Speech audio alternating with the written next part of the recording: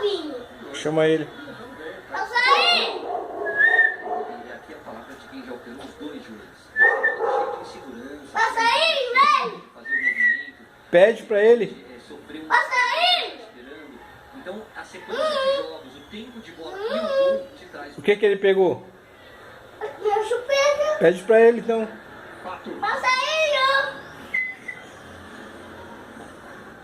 Chegou o Reinaldo. Na frente. Desce. Eu acho que ele é seu. Então desce. Desce. Passa aí, não devolveu minha chupeta. Não? Não. Será que ele levou pro filhote dele? Aham. E agora? Agora ele foi embora. Então você não vai mais chupar chupeta? É. Não vai mais não? Não. Então não precisa mais chupar chupeta. Você já é homem. Você não é homem? Não. Você é o quê? Chupeta. Você não é homem não? Chupeta.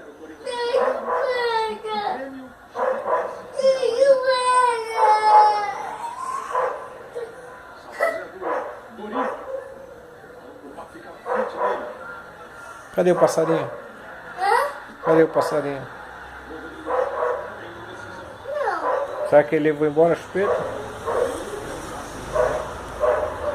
Aham. Você não viu? Viu? Aham. Ele vai trazer? Aham.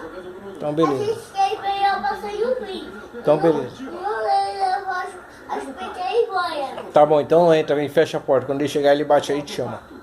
Fez ao meio. Faz a abertura. Michel Bastos. Ele vai vir e bateu a porta. Achei o outro. Não, mas não é ele não, velho. Foi o irmão dele que pegou. Ah, Fecha a porta. mas o outro tá ali. Tá bom, fecha a porta.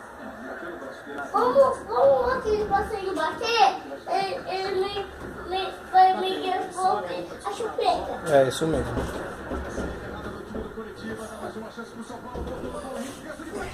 Ó a mão.